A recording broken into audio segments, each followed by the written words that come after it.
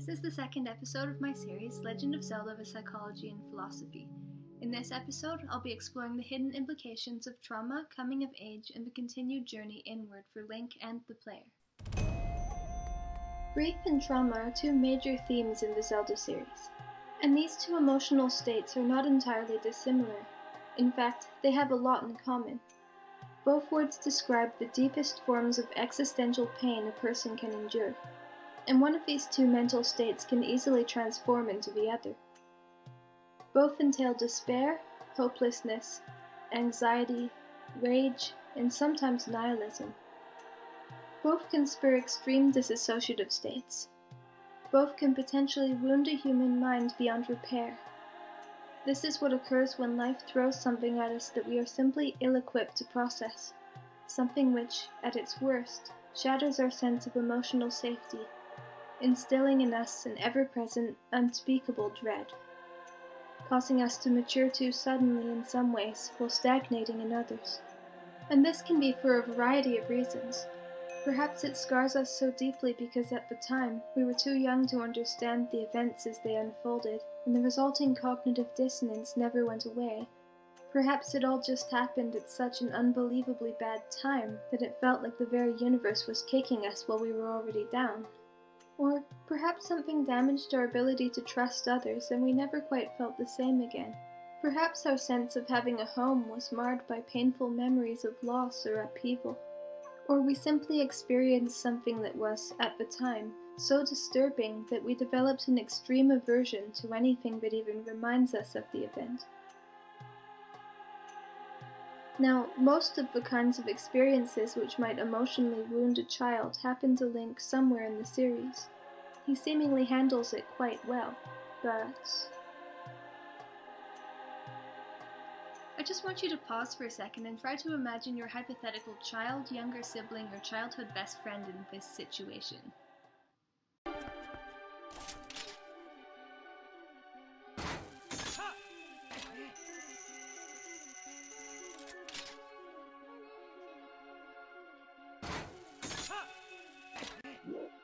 Or this one. Or this one. Or this one. Or this one.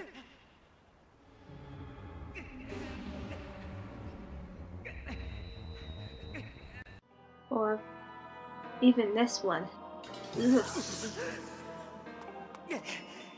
Do you have someone important in your life whom you'd like to protect? And if so, would you want them to be here? Or would you maybe end up in a similar situation to Link's grandma in Wind Waker? Actually, for those of you who did play Wind Waker, try to picture Link's sweet old grandma in one of those situations.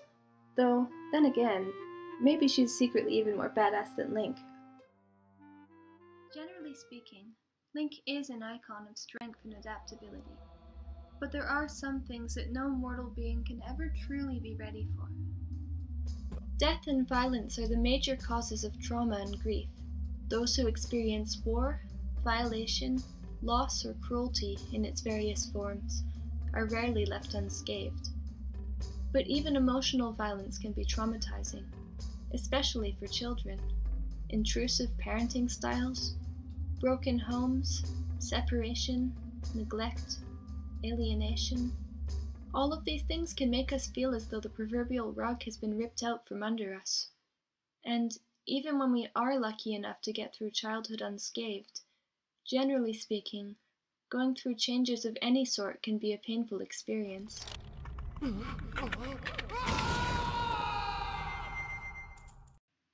Having these changes forced upon us is in another league altogether.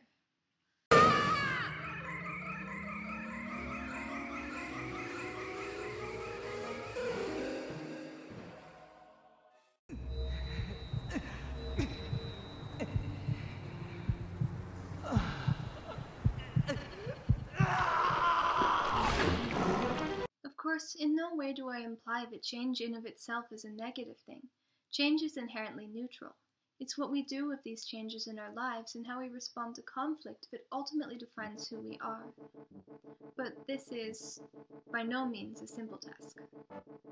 Though this is not always expressed outright, The Legend of Zelda has subtly taught many of us from an early age that difficult experiences, while painful and unpleasant, can help us to uncover hidden strengths. Many of the characters go through their respective trials in order to grow, learn lessons, and refine their personalities. Their various conflicts teach them to acknowledge their fallibility, to accept aid from unlikely sources, to discover the sources of their insecurities, or simply to stop and smell the flowers a little more often and recognize the value of what is already present. Link's presence is, perhaps, symbolic of this process. More often than not, he is the unifying force which helps the rest of the world to detangle its inner and outer webs. But what of Link's obstacles? Sure, we've seen him single-handedly tackle an army's worth of outer obstacles, but how ought he to defeat his internal bosses? At what point is he given adequate time and space to process all the fear, guilt, sorrow, and disillusionment? I mean, as idyllic a land as Hyrule might be, where Link is concerned, almost no stone gets left unturned.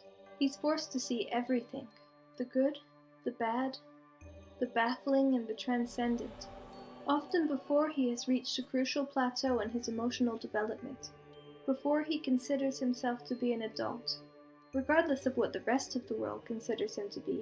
In fact, his entire identity is rigidly dictated to him by others. He is told what age he must present as, whether or not he should be having romantic feelings towards someone, how he should act, where he can and cannot go. He is repeatedly urged to be a man, or, more broadly, to be an adult, and even to partake in various rituals emblematic of adulthood, many of which he seems far more nervous about than his peers.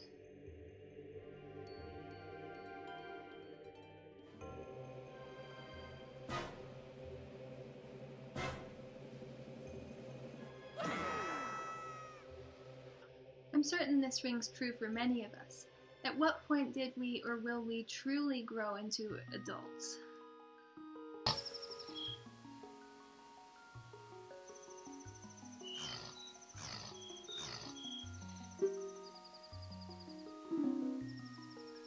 When did we or will we decide that we can confidently declare ourselves mature, responsible beings worthy of our most respected mentors? How many of us feel that we can be role models for younger generations? This goes doubly for children who were forced to grow up too quickly. Whether they missed out on what they presumed to be a fundamental benchmark of childhood, whether they moved around a lot, or, for whatever reason, they didn't fully learn how to interact with other people, whether they lost someone important, or simply experienced something so devastating that they subsequently found themselves unable to relate to others as a result. If they're very fortunate, they might still grow into fine young adults, by all appearances polite, responsible, well-adjusted. They might even devote themselves to protecting younger children or other loved ones. Or they might find other productive means of making the most of whatever they were given. But sometimes, inside, some part of them still feels stunted and numb. And beneath that, sore and melancholy, and, even deeper beneath that, raw and tormented, as though no time has passed at all. It sits inside some of us like the forlorn ghost of a child, seeming neither to be wholly a part of us, nor wholly separate from us. One of the subjects most often revisited in the Zelda series is the idea that restless and unresolved spirits incessantly haunt the earth until they are defeated, pacified, or absolved.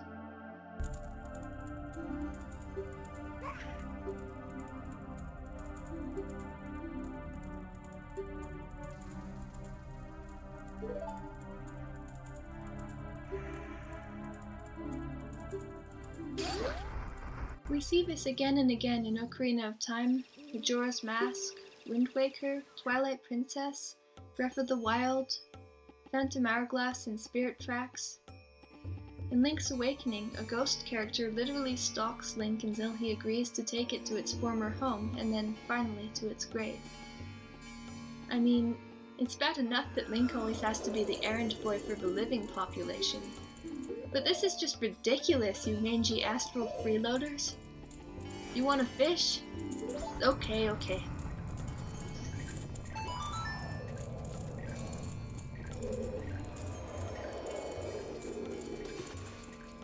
This too. Why won't the dead just leave Link alone? Okay, what's next?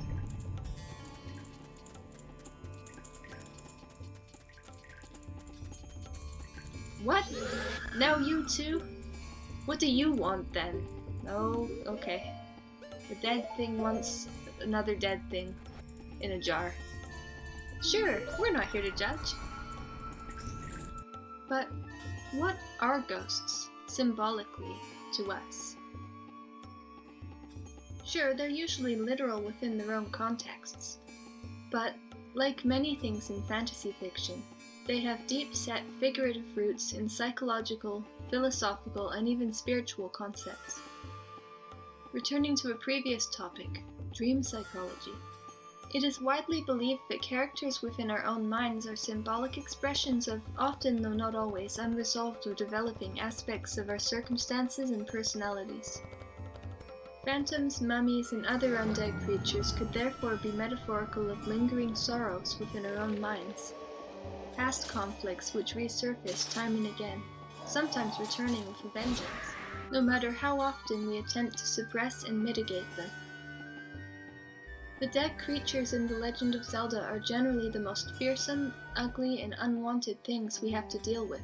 Similarly, there are many prominent cultural associations between the undead and grief, trauma, and all forms of injustice, violation, and cruelty.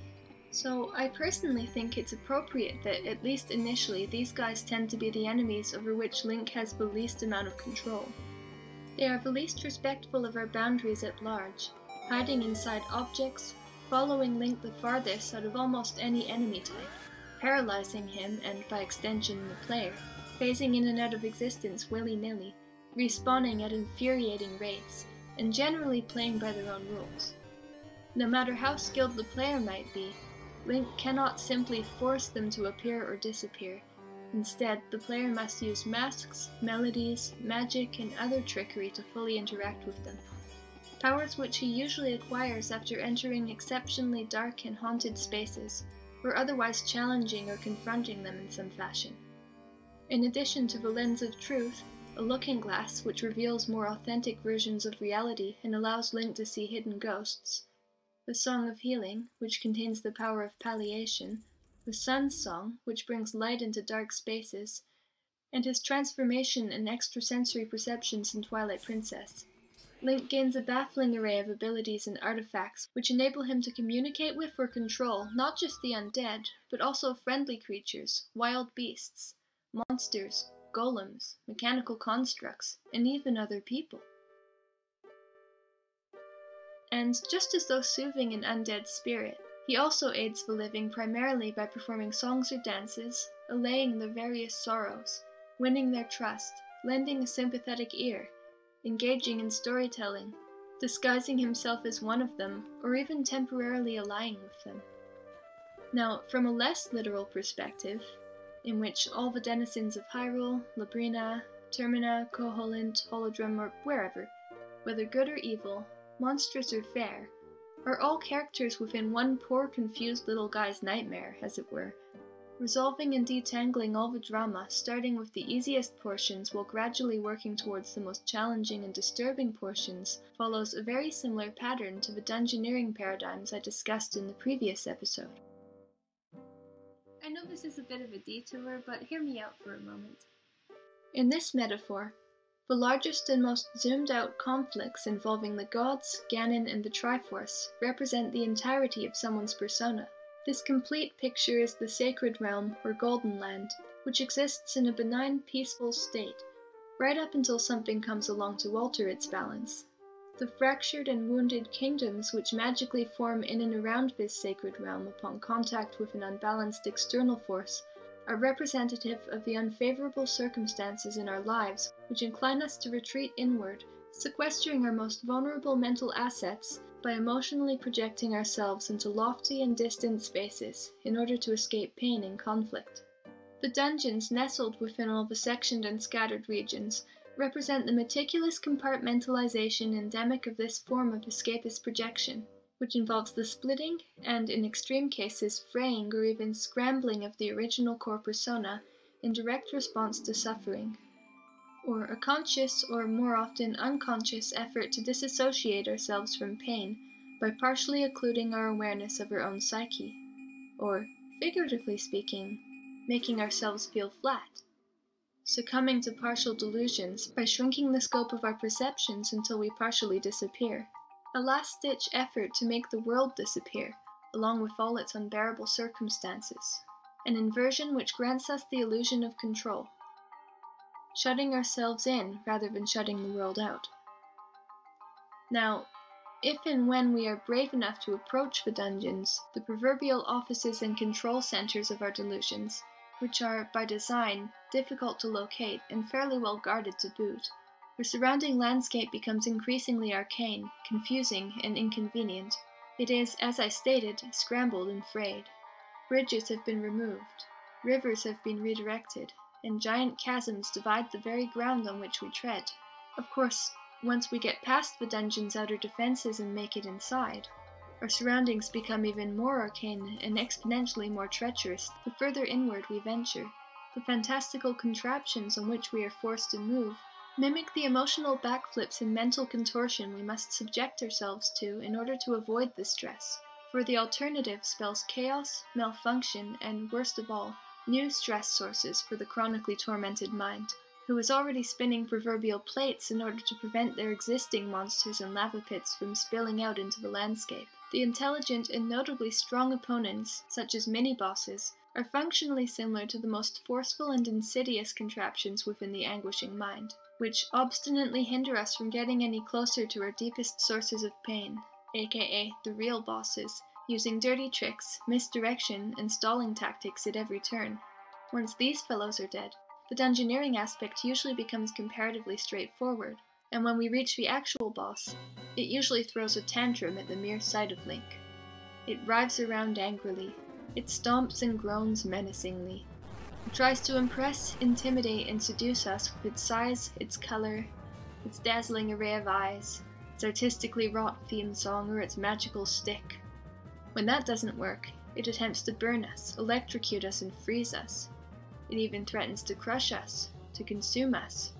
Its appearance and behavior is symbolic of everything humanity resists, that which we prefer to repress and ignore, everything that thrives when unchecked, like an undetected virus. And yet, its over-the-top reaction to Link's presence indicates that it must, in reality, be very frightened of losing. Perhaps it fears that, were it to disappear, its legacy of haunted valleys, frozen rivers, sore dragon kings, or ruined villages might be perceived as meaningless by the rest of the kingdom. That it was neither as frightening nor as important as it led us to believe. Merely a bitter winter before a long-anticipated spring.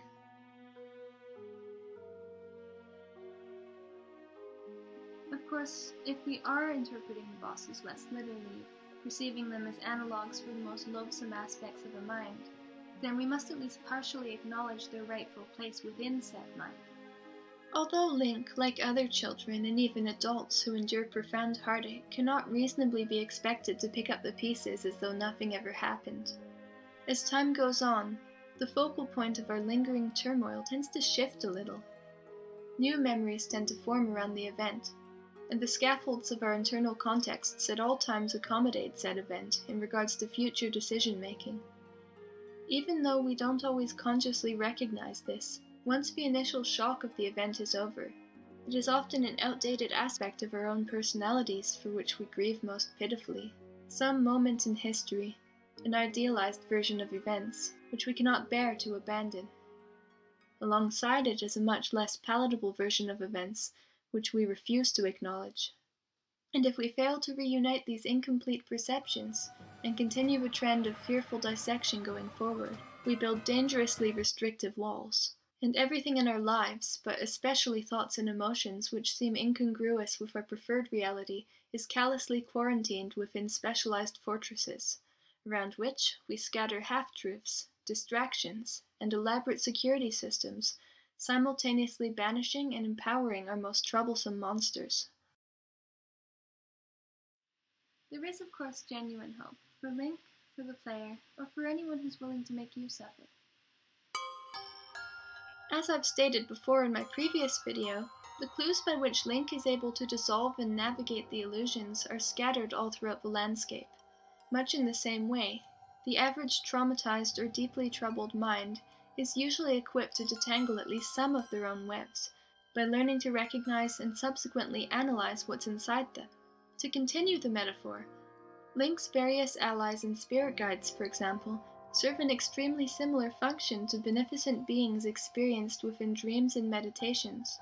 Characters who aid us on our quest are often representative of the aspects of our personalities which are most needed, whether this implies bolstering an obvious existence strength, which has helped us in the past, or teasing out an inobvious, less developed strength which might serve us better. Perhaps it is required that we acquaint ourselves with a more primal and beast-like aspect of our personality which we ordinarily shun, lest we lose control of it altogether. Perhaps we are unconsciously seeking to reconcile our more childish qualities. Or maybe to be reminded of the importance of courage or honesty. Perhaps we are too close to the issue and it is necessary for us to employ dispassionate logic. I'll be delving into the sidekicks a lot more in the next episode, but for now, let's just get back on track and examine the methods by which Link interacts with the monsters and characters in finer detail. Firstly, we have the aforementioned masks. Though magical masks and magical mask-like items are present in several other titles, Majora's Mask directly implies that these masks are metaphors for discordant aspects of our personalities. Virtually every mask is obtained through an act of harmonization, by bringing severed or disorganized things together, by indulging someone's nostalgia for a time, allowing their previously silent insecurities to be fully understood, and in the process freeing them of their most regressive, obstinate, and paralyzing hang-ups. Essentially, Link is giving their most unpleasant memories and personality traits permission to exist in the first place. But when Link wears these masks, the weaknesses from which they were wrought transform into strengths. Even Link's Deku persona, once tempered by the Song of Healing, ultimately expands his opportunities where it once diminished them. In fact, just about every character in Termina, whether or not they eventually reward the player with a mask, is experiencing some kind of mental blockage or restrictive internal dispute which one might run up against in one's lifetime. Perhaps we don't feel that we're good enough for our loved ones. Perhaps we feel dismayed that we did everything right and still lost the battle.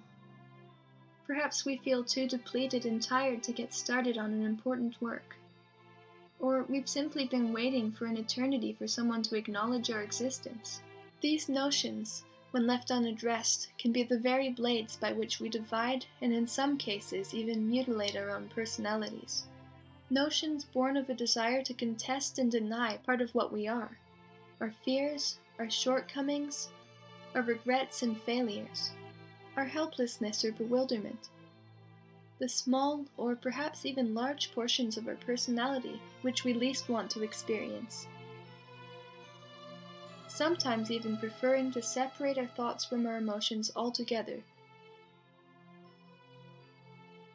Termina itself, aptly named, also portrays a form of disintegration, with dissimilar regions chopped neatly into quadrants. This theme is also present in Oracle of Seasons, in which the seasons are scattered haphazardly across the land, and in Skyward Sword, in which the enduring time-shift stones splice up the continuum starkly, and in Wind Waker, in which a portion of Hyrule has been frozen in time, and the visitable landscape is tidally sectioned into extremely remote, scattered islands. Such physics hacking is explored in a number of other titles in various ways. Link's abilities in Breath of the Wild, for instance, his songs in Ocarina of Time, or the clocks in the original title, all of which bend reality as part of a long-term effort to heal reality. Likewise, the masks simultaneously represent both the poison and the antidote.